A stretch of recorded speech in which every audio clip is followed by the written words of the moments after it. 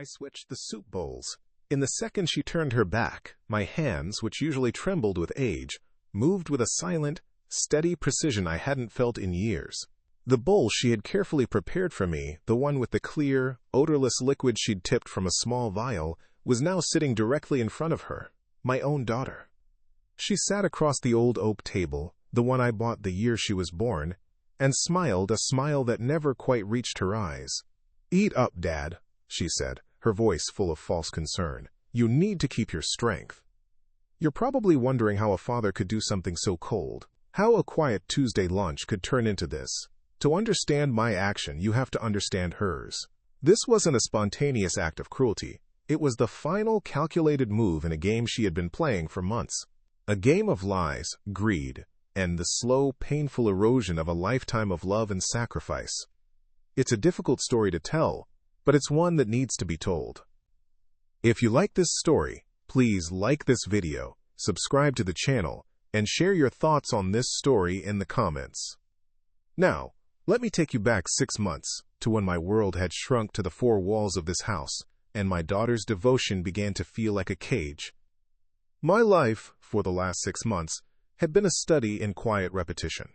It began each morning not with the sharp ring of an alarm clock, but with the slow, heavy chime of the grandfather clock in the hall. That clock was a wedding gift from Eleanor's parents back in 1978. Its pendulum swung with a steady, unhurried rhythm that I had once found comforting, but lately it felt more like it was counting down my remaining days. My heart, the doctors had said, was tired. A lifetime of running a construction business, of lifting and hauling and worrying about payroll had taken its toll. So my world had shrunk to the dimensions of this house, a place where every object held a memory. The mornings were mine alone. I'd make my way to the worn, leather armchair by the large bay window in the living room. It was Eleanor's favorite spot. From there, I could see the entire backyard, dominated by the rose bushes she had planted 3 decades ago. Even now, in the cool morning air, their scent would drift through the slightly open window, a sweet, earthy perfume that was the closest I could get to having her in the room with me. I'd sit there for hours with a cup of weak tea, the warmth of the mug, a small comfort in my stiff hands, and watch the world go on without me. The mailman's truck, the neighbors' kids riding their bikes, the seasons changing the colors of the leaves on the old maple tree. It was a peaceful if lonely existence. Tuesdays were different. Tuesdays were Sarah's day. Around noon, her sensible blue sedan would pull into the driveway, and a few minutes later, she'd be at the door, a large Tupperware container in her hands, always filled with some kind of homemade soup. In the beginning, these visits were the highlight of my week, a bright spot in the gray monotony of my routine. She would bustle around the kitchen, her movements efficient and a little loud in the otherwise silent house, heating the soup and setting our places at the old oak table. The same table where she did her homework as a little girl, her brow furrowed in concentration as she tried to master long division. The same table where Eleanor and I shared thousands of meals, our knees occasionally touching underneath. But over the past few months, a subtle chill had crept into our Tuesday lunches. The conversation, once filled with stories about her kids or funny things that happened at her part-time job, had narrowed to a single recurring topic: money. It was never a direct request. Not at first. It was a casual mention of a looming credit card bill, a sigh over an unexpected car repair, or a lengthy, detailed explanation of her husband Mark's latest business idea that was guaranteed to work this time, if only they had the capital. And I, remembering my promise to Eleanor to always look after our girl, would listen. After she'd leave, I would walk to my desk, my legs feeling heavier than usual, and write a check. First, it was to cover her mortgage, a payment of $4.200 I'd been making for the last 2 years. Then came the $650 monthly payment for Mark's new SUV.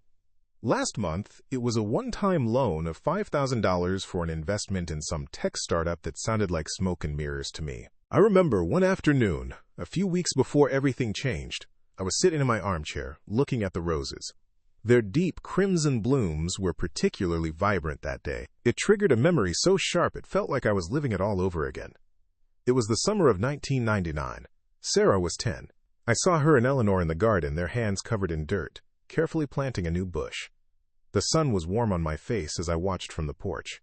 Eleanor was laughing, a sound like wind chimes, as she showed Sarah how to pat the soil down around the roots.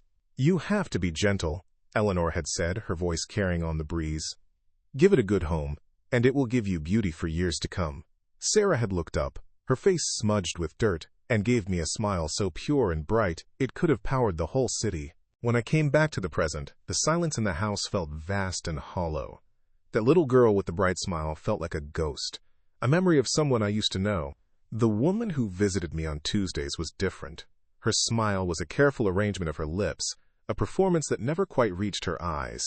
Her hugs were brief, her hands patting my back in a way that felt more like a duty than an act of affection. I started to feel less like a father, and more like a bank, an ATM that dispensed memories and cash on demand. The ticking of the grandfather clock grew louder in my ears. Each tick was $1 spent, a sacrifice made, a piece of Eleanor's legacy being chipped away to fund a life of carelessness I couldn't understand. I felt a deep, weary sadness settle in my bones. I loved my daughter, but I was starting to fear that the person I loved no longer existed. I just didn't know how right I was. The first crack was small, almost unnoticeable. It happened on a Tuesday in late October, when the leaves of the maple tree outside were turning a fiery shade of orange. Sarah was talking about her son, my grandson, needing braces. The cost, she said with a heavy sigh, was going to be nearly $6,000. I was already nodding, mentally calculating how I would move the funds from my savings account, when she glanced at the leather armchair by the window. "You know, Dad," she said, her tone casual, "we should really get rid of that old thing. It's so worn out. I saw a beautiful electric recliner online, much better for your back." I stopped stirring my soup. My hand froze mid-air. That chair wasn't just a piece of furniture.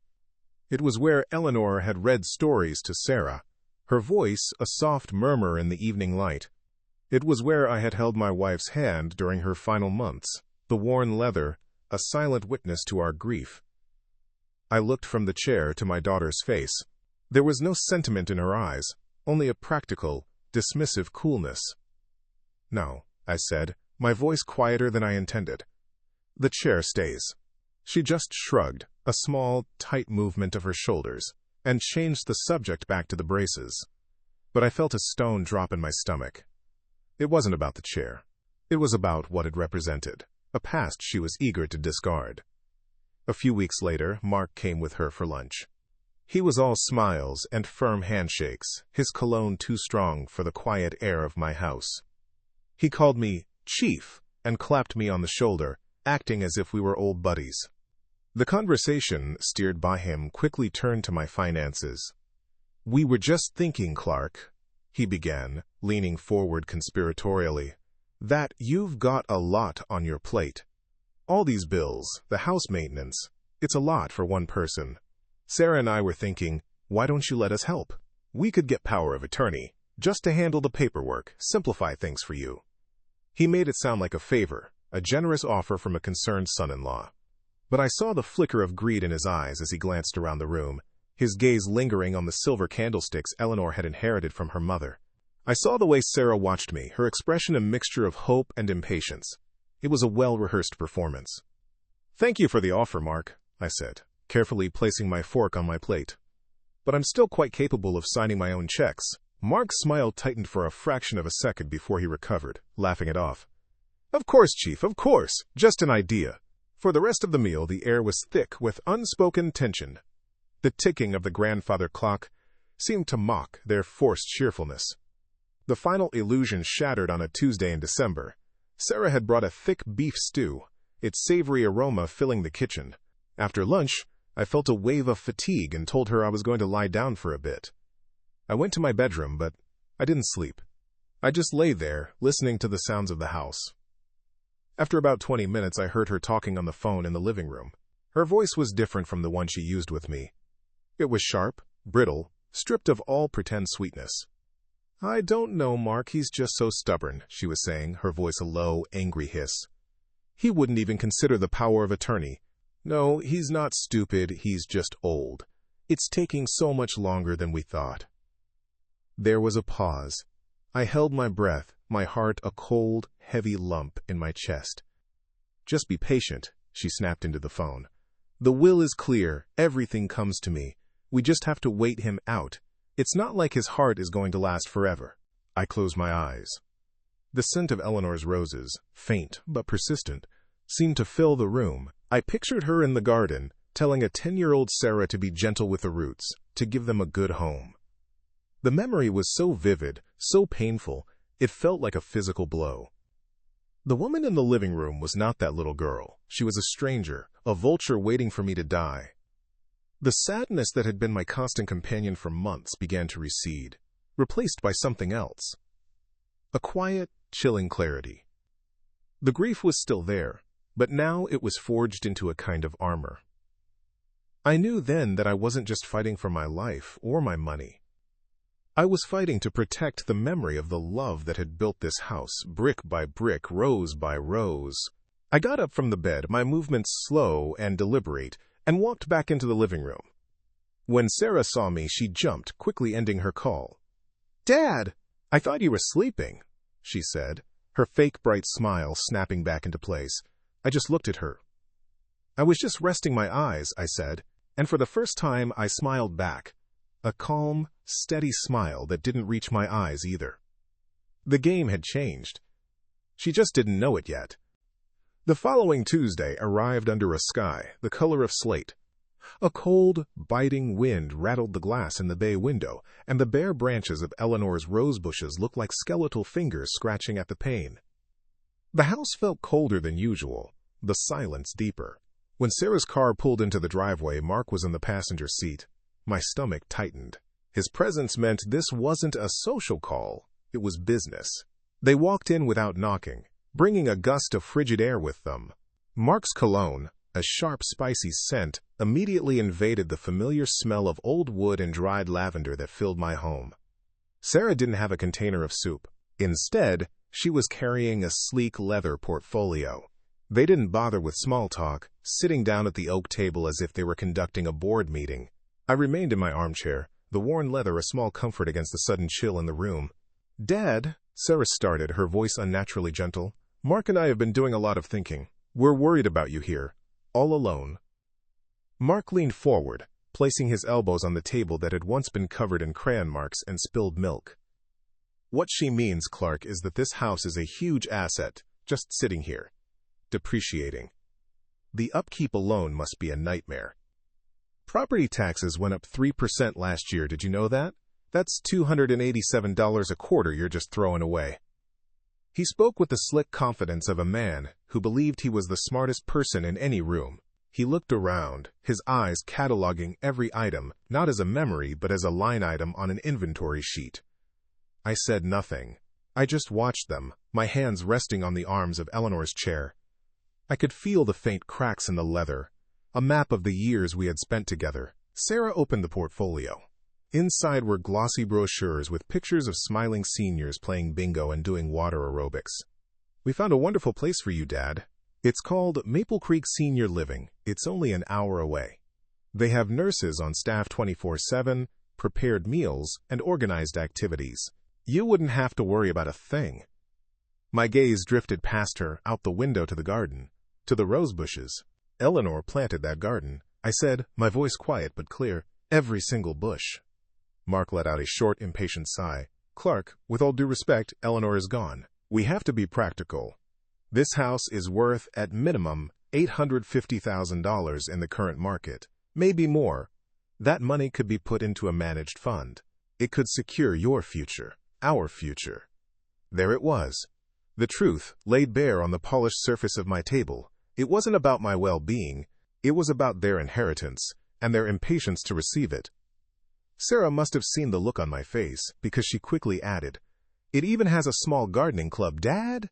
You could plant new roses." The sheer audacity of her words struck me dumb. Replace Eleanor's roses? The ones we had planted for our 10th anniversary? The yellow one for Sarah's birth? The deep crimson one for my 50th birthday? It was like suggesting I could simply replace my memories. The suggestion wasn't just thoughtless, it was a desecration. This was the moment. The final, irreparable tear in the fabric of what we once were. The grief I had carried for my daughter, the one I thought I'd lost, finally hardened into something cold and solid. I looked from her face, a mask of strained sincerity, to Mark's, alight with undisguised greed. I slowly pushed myself up from the armchair and walked over to the table, standing at its head.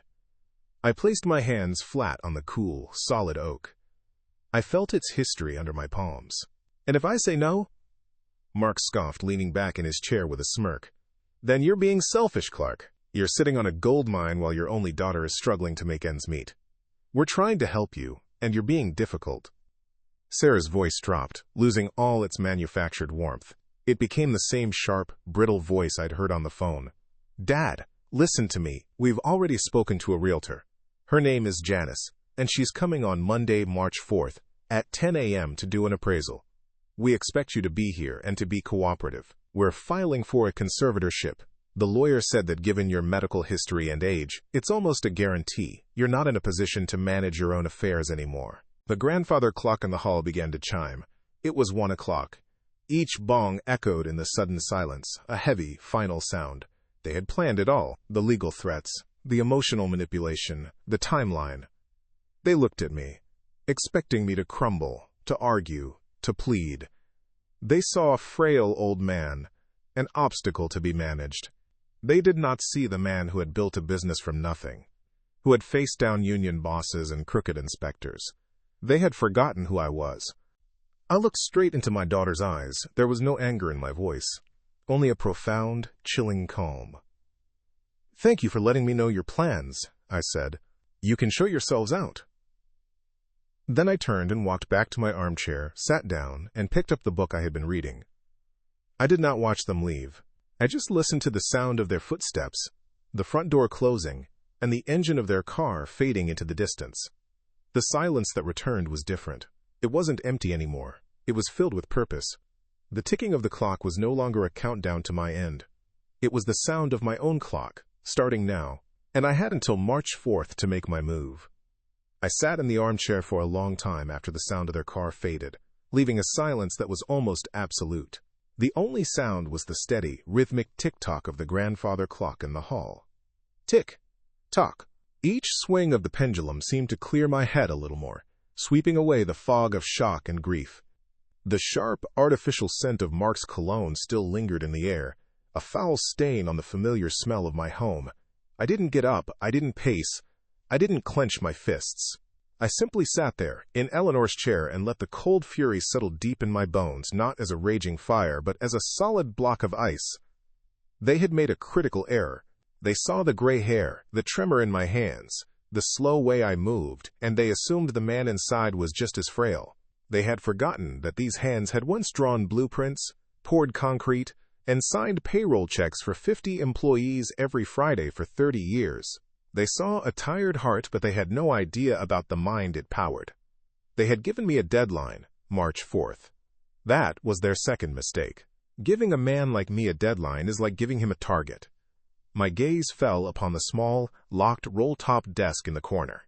Inside, in a fireproof safe whose combination only I knew, was everything. The original deed to this house, paid in full on June 12, 1987. The meticulously organized financial statements for my business, dating back to its inception.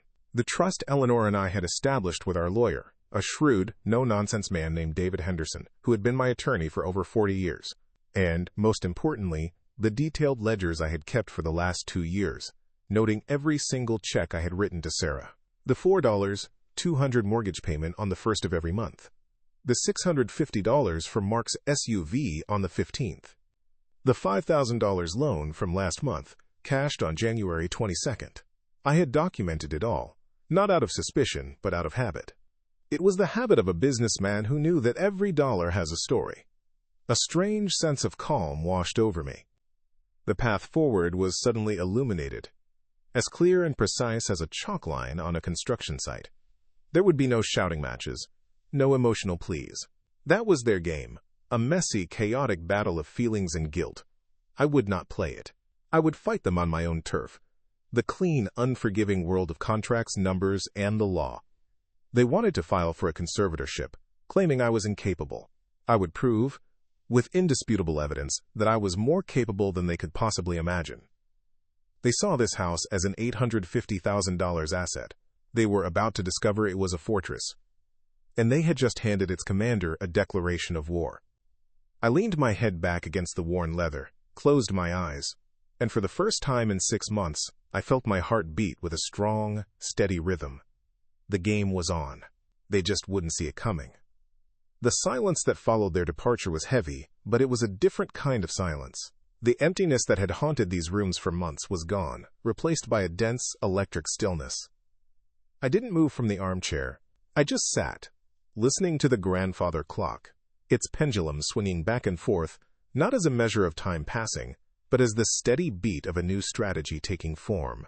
They had given me a timeline. They had revealed their entire hand. And in their arrogance, they had left me alone in my own command center. The next morning, Wednesday, February 7th, I was awake before the sun. The first gray light filtered through the bay window, casting long shadows across the floor. At precisely 8:01 a.m., I picked up the heavy black telephone on my desk, the one with the coiled cord, and dialed a number I knew by heart. It was the direct line to David Henderson, my attorney for the last 42 years. His voice, gravelly and sharp even this early, answered on the second ring. "David," I said, my own voice steady and clear. "It's Clark. I need to see you. It's about Sarah and a potential conservatorship." I heard him take a sharp breath on the other end. I didn't need to elaborate. I simply laid out the facts: their visit, the threat, the name of the realtor, and the date of the appraisal, March 4th. I could almost hear the gears turning in his shrewd, legal mind. We scheduled a meeting for the next day. After the call, I unlocked the roll-top desk. The scent of old paper and cedar filled my nostrils as I rolled back the wooden cover. My entire life, my entire legacy, was organized in this desk. I pulled out the green cloth-bound ledger first. For 2 years, I had meticulously recorded every cent I had given Sarah. I ran my finger down the columns. There it was, in my own neat handwriting. October 1st, 2023. Check number 3,412, $4, 200, memo, Sarah Mortgage. Then, October 15th, 2023. Check number 3,419, $650, memo, Mark, SUV. The entries filled pages. The total, I calculated on a small adding machine, came to $148, $800 over 24 months, not including the one-off loans, like the $5,000 from January. I made clean photocopies of every single page. Next, I retrieved the deed to the house, the original document from 1987, crisp and clear. Then, the files for the Eleanor and Clark Gable Revocable Trust, established on May 3, 2001. Everything was in order. My meeting with David on February 8th was short and efficient. I sat across from him in his office, the faint smell of leather and old books a familiar comfort. I didn't raise my voice. I didn't complain. I simply presented him with the stack of photocopied ledger pages. He scanned them, his eyebrows rising slightly. "These were gifts, Clark?" he asked. "She called them loans, but there was never any paperwork," I replied. "I just wanted to help." David nodded slowly. "Gifts can be considered when evaluating need in financial management. This is good. This is very good." We spent the next hour mapping out the first phase of my defense. The following Monday, February 12th, I made my second crucial call. This time it was to my bank manager, a man named Mr. Abernathy, whom I had known since he was a teller with a bad haircut.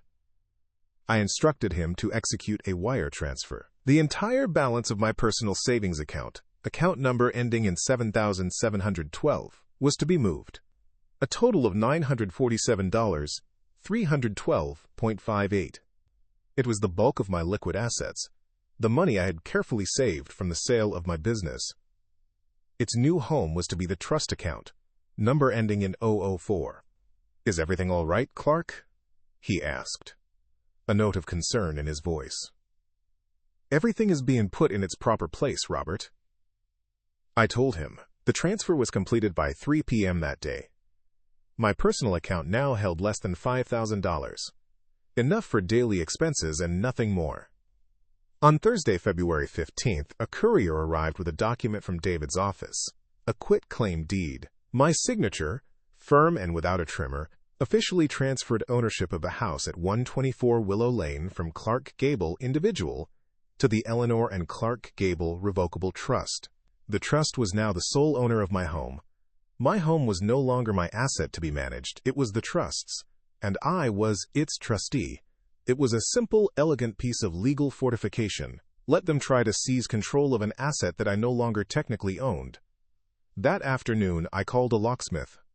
A quiet young man named Ben arrived and, in less than an hour, replaced every lock on the house, including the one on the garden shed.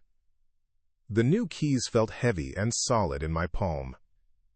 A small thing, perhaps, but the crisp, decisive click of the new deadbolt locking into place was the most satisfying sound I had heard in months. As I sat in my armchair that evening, the house was quiet. The ledgers were filed, the money was moved, the deed was signed, the locks were changed. I looked out at the skeletal branches of Eleanor's rose bushes, stark against the fading purple sky. I was no longer just protecting memories. I was defending the ground they grew in. March 4th was no longer a date of reckoning, it was an appointment. And I would be ready. The week following my meeting with David was the quietest I had known in years, but it was a working silence, filled with purpose.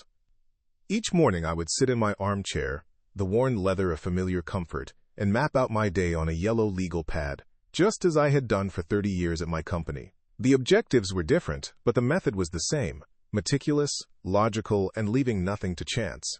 My first objective was simple. I needed more than a defense. I needed to understand the full scope of the battlefield. On Tuesday, February 20th, I hired a man named Mr. Jennings, a private investigator David had recommended. He was a former police detective, a quiet man with observant eyes who didn't ask unnecessary questions. We met in a sterile coffee shop downtown, the air smelling of burnt coffee and sugar. I slid a cashier's check for a $7.500 retainer across the Formica table. I want a complete financial picture of my daughter Sarah Gable and her husband Mark Thompson. I told him, my voice low.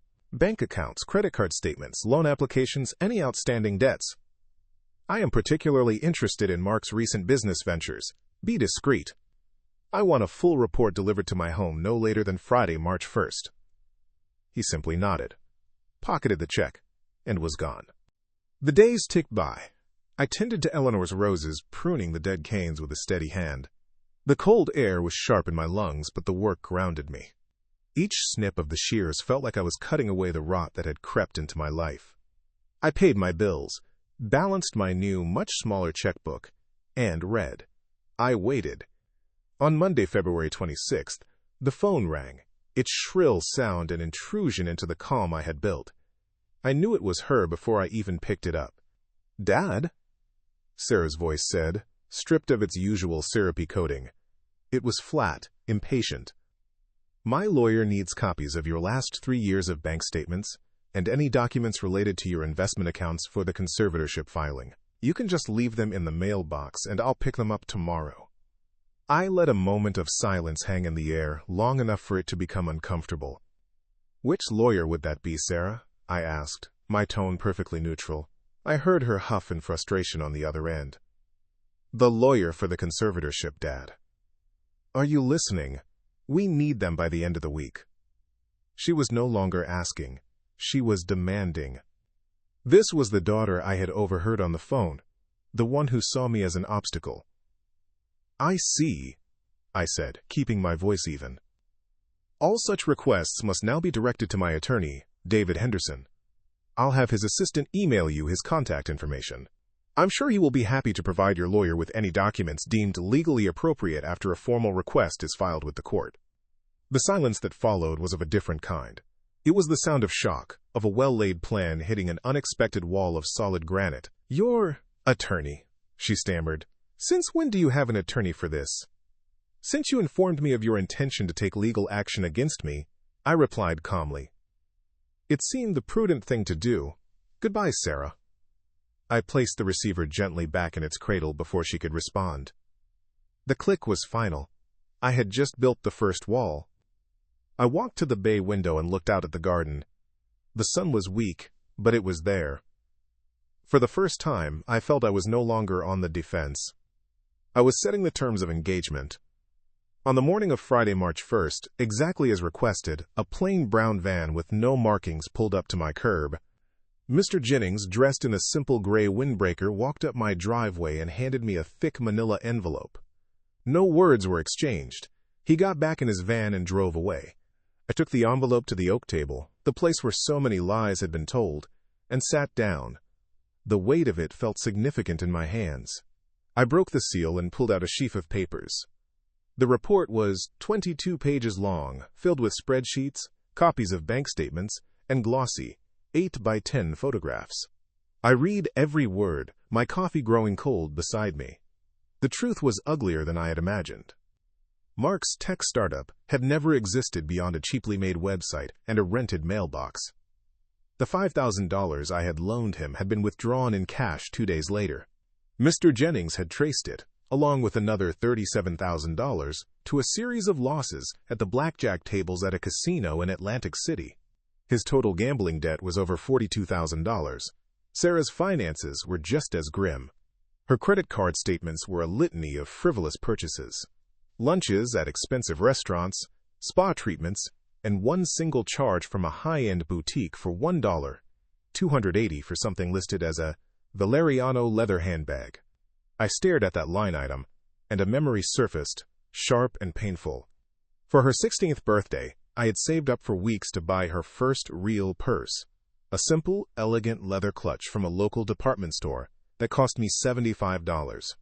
I remembered the look on her face when she opened the box, the way her eyes had lit up. Now, she was spending nearly 20 times that on a whim, using money she didn't have, while planning to declare her own father mentally incompetent to get more. There were photos, too. Pictures of Mark leaving the casino, his face pale and drawn. Pictures of Sarah's new SUV parked outside a day spa.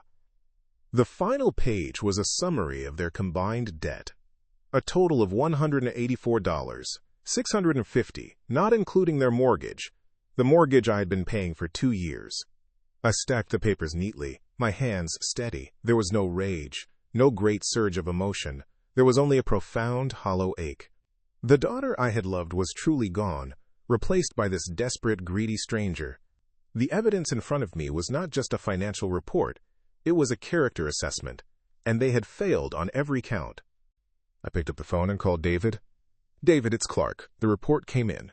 We need to adjust our strategy for Monday. It's no longer about defense. It's about a full and final separation." I spent the rest of the weekend preparing. I didn't hide anything. On the contrary, I brought things out. I polished the silver candlesticks that Mark always eyed and placed them in the center of the dining room table. On the mantelpiece directly opposite the front door, I placed my favorite photograph. It was of Eleanor, Sarah, and me, taken in this very backyard on a sunny afternoon in 1995. Sarah was 12, all gangly limbs and a bright, genuine smile, her arm thrown around Eleanor's shoulder. We looked happy. We looked like a family. I wanted that to be the first thing they saw when they walked in with their realtor. I wanted them to be confronted with the memory of everything they were choosing to destroy. On the evening of Sunday, March 3rd, I sat in my armchair, the house silent except for the ticking of the grandfather clock. Everything was in place. The documents, the evidence, the memories. They were coming to appraise a house. They had no idea they were walking into a final judgment. The doorbell didn't just ring, it screamed. A series of sharp, impatient stabs at the button that echoed through the quiet house on Saturday, March 2nd. It was just past noon. I was sitting in my armchair, reading, a cup of tea cooling on the side table. I didn't rush. I placed my bookmark carefully in the book, set it down, and walked to the door with a slow, deliberate pace. I knew who it was. Their panic had arrived 2 days ahead of schedule. Through the peephole, I saw them huddled on the porch, shoulders hunched against a wind that carried the damp, earthy smell of impending rain. Sarah's face was tight with anxiety, while Mark looked like a cornered animal, his eyes darting back and forth. I unlocked the new deadbolt, a solid, satisfying clunk, and opened the door. "Dad," Sarah began, forcing a relieved smile that didn't hide the strain around her eyes. "We were so worried when you didn't answer. We need to talk. She made to step inside, but I didn't move. I simply stood in the doorway, a quiet, unmovable obstacle. Mark pushed forward, his voice a low growl of impatience. "Come on, Clark, let us in. It's freezing out here." He tried to shoulder past me, but I held my ground. "My attorney, David Henderson, is handling all communication regarding this matter," I said, my voice perfectly even. "I believe his office sent you an email with his contact details." "An attorney?" Sarah's voice rose, a sharp, incredulous squeak. "Dad, what is this? This is a family matter. You don't bring lawyers into family matters." "You did," I replied simply. "When you threatened me with a conservatorship, you made it a legal matter. Now we will proceed legally." Mark let out a harsh, disbelieving laugh. "This is ridiculous. You're being manipulated by some money-grabbing lawyer. We're your family. We're trying to help you." He finally pushed past me into the entryway, Sarah scurrying in behind him. The cloying scent of his cologne once again filled my home. His eyes immediately swept the room, and I saw them land on the polished silver candlesticks on the dining table, then snap to the mantelpiece. He froze. Sarah followed his gaze, and her breath caught. She stared at the photograph of the three of us, a frozen moment of happiness from a lifetime ago. I watched her face closely. I was looking for a flicker of remorse, a shadow of the girl in that picture. I saw nothing. Her expression hardened into one of pure, unadulterated annoyance. "Really, Dad?" she said, her voice dripping with scorn. "What is this, a cheap trick? You pull out old photos to try and make us feel guilty?" "It's a picture of my family," I said, my voice still quiet, unshaken. "I like to be reminded of them." The jab landed, but she barreled past it. "We are your family. We're the ones here trying to make sure you're taken care of, and you're treating us like criminals. Locking us out? Hiring a lawyer?" "The locks have been changed to secure the property," I stated, as if reading from a report. "The lawyer has been retained to protect my interests. These were prudent steps, given the circumstances." Mark took a step toward me, his face turning a blotchy red. "Prudent? You want to talk about prudent? We're talking about your future, your health. And you're sitting here in this big, empty house, wasting money, while your daughter is struggling. The money tied up in this place. It's our inheritance. It's for your grandchildren." "The assets you are referring to," I said, my gaze as cold and hard as steel, "are now the property of the Eleanor and Clark Gable Revocable Trust. As trustee, I will manage them as I see fit, in accordance with the trust's directives which I, of course, wrote myself." The color drained from Mark's face. He understood the word, trust. He understood what it meant. It was a fortress wall he hadn't anticipated. His arrogance crumbled, replaced by raw, sputtering rage. You old fool. You think you can just sign everything away? We'll fight this. The court will see you're being irrational, that you're not competent to make these decisions." "Then you must have your lawyer file the appropriate motions," I said, turning and walking toward the door, holding it open for them. "Your visit is over. You need to leave my property." Sarah just stood there, speechless, her mouth slightly agape. For the first time, she looked genuinely lost, her script gone, her plan in ashes around her. Mark, however, looked like he might explode. He took another step toward me, his fists clenched. "You can't do this to us," he hissed.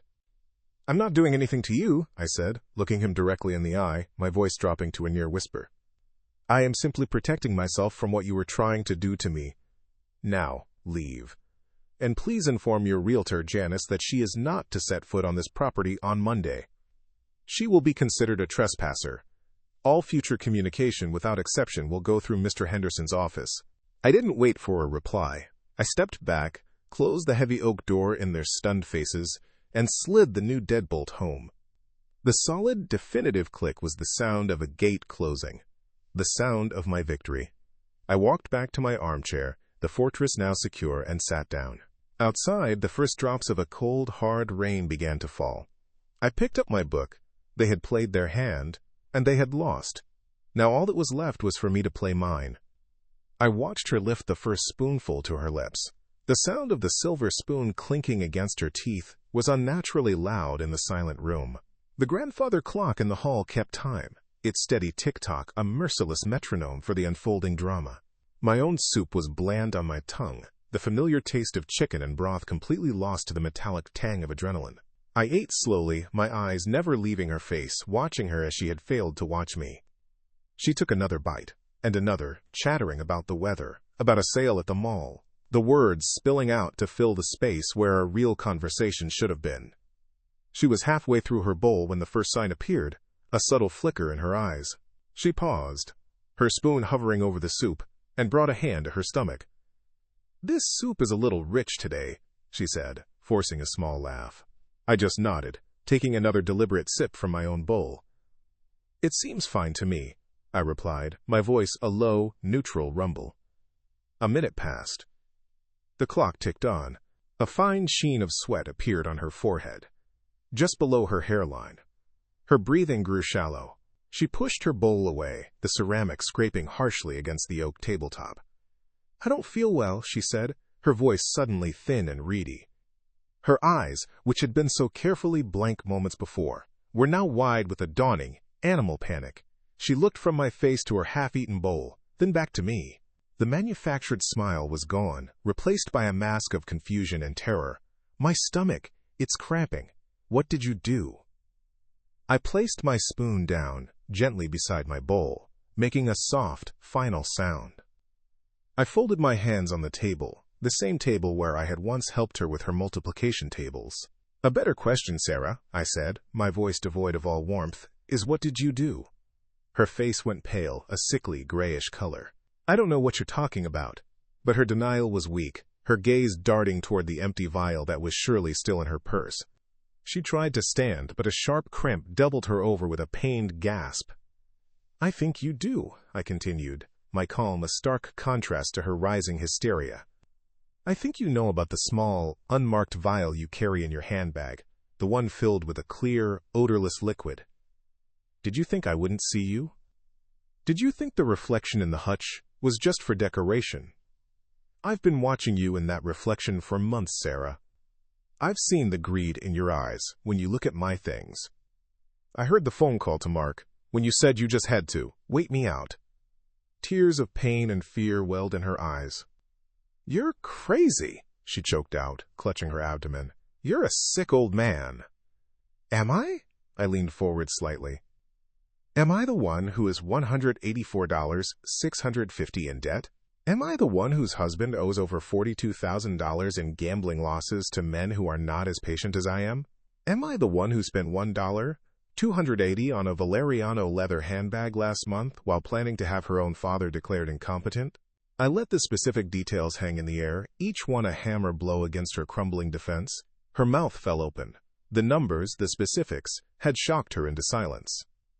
"You poisoned me," she whimpered, her body trembling. "You're trying to kill me." "No," I said, and for the first time, a flicker of the deep, cold anger I felt was allowed into my voice. "I am not a monster. I made a phone call this morning to a toxicologist I know through an old business contact. I described the vial I saw you use last week, on your practice run, with the leftover stew in the garbage. He told me what it likely was. A potent, fast-acting purgative, mixed with a beta-blocker.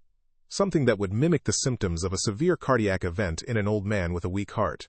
It's not lethal, Sarah, not right away, but it is agonizing. I believe you're feeling that now." She stared at me, her face a canvas of disbelief and horror. She finally understood. She wasn't dying. She was simply being forced to taste the cruelty she had prepared for me. She slid from her chair onto the floor, curling into a ball on the old Persian rug, sobbing. The sound was ugly, stripped of all dignity. I stood up, my old bones protesting, and walked over to the telephone on the desk. I picked up the receiver. "I am going to call for an ambulance," I said, looking down at the pathetic heap she had become. "They will take you to the hospital, and you will recover. And then you will disappear from my life. You will not call, you will not visit. You will consider the $148,800 I have given you over the last 2 years as your final inheritance. My lawyer will be in contact with yours to arrange the sale of your house, as I will no longer be paying the mortgage. This home, this life that your mother and I built, is no longer open to you." She looked up at me from the floor, her face streaked with tears and sweat. In her eyes, I finally saw the little girl from the photograph, but she was lost, terrified, and utterly broken. She had gambled everything on my weakness, and in doing so had revealed her own. I dialed the 3 numbers, 911. My hand as steady as the ticking of the clock.